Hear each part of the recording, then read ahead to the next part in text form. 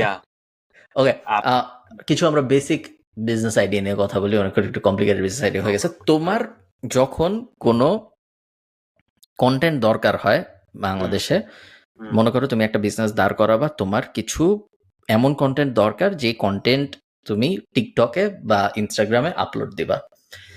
তোমার এই কন্টেন্ট খুঁজে পাওয়ার উপায়টা কি হয়, কিভাবে পাও তুমি? আমরা একটা রিয়েল লাইফ এক্সাম্পল দিই। মনে করো তুমি ঠিক করলা যে তুমি মোবাইল বেচবা। এখন তুমি মোবাইল বেচার একটা বিজনেস দাঁড় করাইছো। এখন তোমার সোশ্যাল মিডিয়া প্রমোশনের জন্য অ্যাডের জন্য কন্টেন্ট লাগবে, বা নর্মালি প্রতিদিন পোস্ট করার জন্য কন্টেন্ট লাগবে বিভিন্ন সোশ্যাল মিডিয়ায়। এই কন্টেন্ট গুলো তুমি কিভাবে পাবা? আমি রিপারপাস করার জন্য না নিজে শুট করার জন্য? ইচ্ছা, মনে করো তোমার বিজনেস, এখন তুমি ভাবতেছো কিভাবে আমি কন্টেন্ট পাবো। মোবাইল বানাবো, আমি আগে ইচ্ছা করে ফেসবুকে সার্চ দিব মোবাইল ফিচার্স বা এরকম ইচ্ছা করে আমি এটা করি যাতে আমার কাছে অ্যাড আসে। দেন যারা অ্যাড দিবে ওরাই টপ পারফর্মার্স, সো ওদের কন্টেন্টটা আমি যাই দেখবো, এন্ড দেন দেখবো যে কোনটাতে এঙ্গেজমেন্ট কি, এন্ড দেন সিমিলার কন্টেন্ট স্ট্র্যাটেজিটা ইউজ করে আমি সেল করবো। কন্টেন্ট যদি ডিরেক্ট চুরি করে নামাইতে হয় তাইলে আমি যে কোম্পানিটা, আমি যেটা করি, আমি যেটা বেচতে চাই ওটার বিদেশি অল্টারনেট খুঁজি, এন্ড দেন ওরা কিভাবে ওটার আন্ডারে কন্টেন্ট বানাচ্ছে ওইটা replicate. That's my strategy. Is that what you wanted to know, নাকি আরো ডিটেইলস? Not really. সো আমি ইয়েস, বাট তুমি যেহেতু মার্কেটিং এর ভিতরে আছো, জেনারেল মানুষ বলবে যে কন্টেন্ট বানানো is a hassle for most business. For sure. হ্যাঁ, সো ইভেন আমাদের জন্য আসলে কন্টেন্ট বানানো ইজ আ হ্যাসল। এরকম কন্টেন্ট না যে আমাকে যদি এখন কেউ বলে যে মোবাইলটা এভাবে সাজায় গুছায় এটার একটা ভিডিও বানান উপরের থেকে, এডিট, মানে আমার পক্ষে কখনোই করা সম্ভব না এই জিনিস, আমি কখনোই করতে পারবো না। সো খুবই হার্ড, অ্যান্ড আমাদের যেহেতু স্ট্রং সুট না ওটা, সো আমাদের পক্ষে আসলে কখনোই ভালো হবে না। ইন্টারন্যাশনালি অনেকেই এই প্রবলেম অনেকভাবে সলভ করতেছে। সবচেয়ে অবভিয়াস সলিউশন যেটা, সেটা হলো হায়ার এন এজেন্সি। ওই এজেন্সিকে আপনার প্রোডাক্ট ধরায় দেন, তারা তাদের মতো করে তাদের স্টুডিওতে নিয়ে শুট টুট করে আপনাকে এসে দিয়ে দিবে। ফটোগ্রাফিও হোক, ভিডিও হোক, সবকিছু আপনাকে দিয়ে দিবে। একটা অপশন। অন্য অপশন হলো আপনার নিজের যদি টিম থাকে, সোশ্যাল মিডিয়া টিম থাকে বা ডিজিটাল টিম থাকে, তারা আপনার অফিসের ভিতরেই বা আপনার কোম্পানির ভিতরেই ছোট একটা অপশন বানায়, ওই জায়গার মধ্যে শুট টুট করবে। যাদের রেগুলার লাগে তাদের হয়তো এটা মোর কস্ট এফেক্টিভ এজেন্সির কাছে যাওয়ার থেকে। অনেক মানুষ যেটা করে সেটা হলো তারা এই টার্মটা গত 2-3 বছরে পপুলার হয়েছে, ইউজিসি।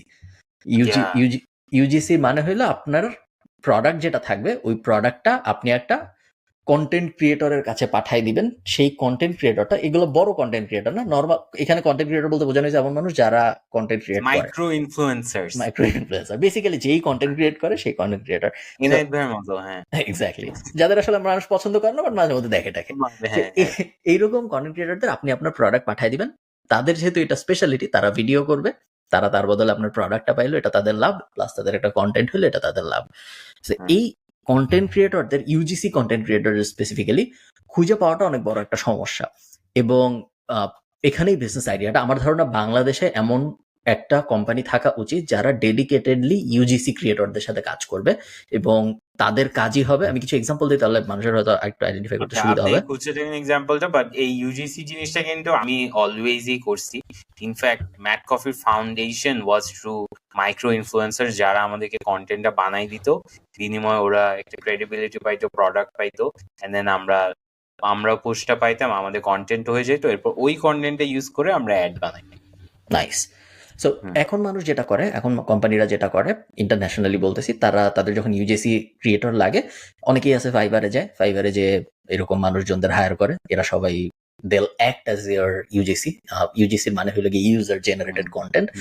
তারা আপনার প্রোডাক্টের ইউজার সেজে আপনার প্রোডাক্টটা ইউজ করার একটা কন্টেন্ট আপনাকে বানাই দিবে।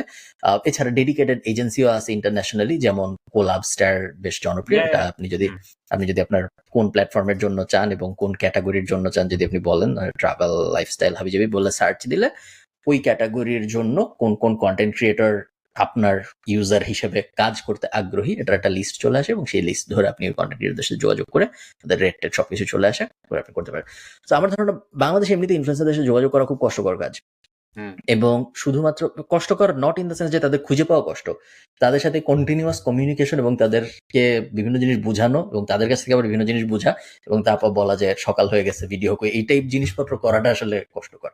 তো আমরা কিন্তু ইনফ্লুয়েন্সারদের সাথে রেগুলার কাজ করি, কিন্তু আমি আমি নিজে বিইং অ্যান ইনফ্লুয়েন্সার, আমি কিন্তু কখনো কোনো ইনফ্লুয়েন্সারের সাথে এখন আর যোগাযোগ করে বলি না প্যাসিভ জার্নালের কাজ করতে, এজেন্সি দেওয়া হয়। থার্ড পার্টি এজেন্সি দেওয়া হয়। এজেন্সি দিয়ে করার কারণে আমাদের 10-20%, সম্ভবত 20% এক্সট্রা খরচ হয়।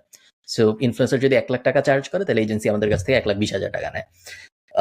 আমি চাইলে হয়তো নিজে করতে পারতাম, বাট এই যে নিজে করা, প্রত্যেকটা ইনফ্লুয়েন্সারের সাথে একটা করে হোয়াটসঅ্যাপ গ্রুপ বানানো, এই যে ঢংটা করতে, ফিডব্যাক দেয়া। হ্যাঁ, এবং এই জিনিস করা তো আসলে সবচেয়ে সম্ভব না। হাস্যকর হচ্ছে আপনার কোন একটা ক্যাম্পেইনে একটা এজেন্সি নক করছে, আমি ফারহানের সাথে হোয়াটসঅ্যাপে মেসেজে কথা বলতেছি, ভাই ইজ হি টেলিং মি, আমি বলছি ভাই বাদ দেন। আমি সবসময় এখন থার্ড পার্টি এজেন্সি দিয়ে আমরা কাজকর্ম করি, খরচ হয় বাট অনেক শান্তির হয়। এবং অনেক প্লাস অনেক কিছু আছে শান্তি। যেগুলো নিজে ডিল করা যায় না, যেমন ধরো একটা ক্রিয়েটর হঠাৎ করে বলতে পারে যে আহ, আমার জন্য তো আসলে 10 লাখ টাকা দিতে হবে আমাকে, কিন্তু হ্যাঁ, হয়তো তার ভিউ হয় 100। সো হ্যাঁ, তখন তাকে আমার সরাসরি বলাটা একটু কঠিন যে ভাই আপনার তো আসলে 100 ভিউ হয়, আপনার জন্য 10 লাখ টাকাটা হবে না, আর একটু কম নেন। বাট এজেন্সি দিয়ে হলে অটোমেটিক ফিল্টার হয়ে যায়, প্লাস একটু ইজি হয়। যাই হোক, এই জায়গায় আসলে একটা আমাদের, জানি না আপনারা এটা এআই দিয়ে করবেন না মেশিন লার্নিং দিয়ে করবেন নাকি নর্মালি এক্সেল দিয়ে করবেন, এই জায়গায় একটা সলিউশন দরকার যেখানে একটা সিম্পল ওয়েবসাইট থাকবে, যে ওয়েবসাইটে আমি যাব, যে ওয়েবসাইটে যাই আমার টপিকটা আমি লিখবো এবং আমার প্ল্যাটফর্মটা আমি লিখবো, এবং আমি বাংলাদেশের সব প্ল্যাটফর্মের সব ইনফ্লুয়েন্সারদের একটা লিস্ট পাবো উইথ রেট।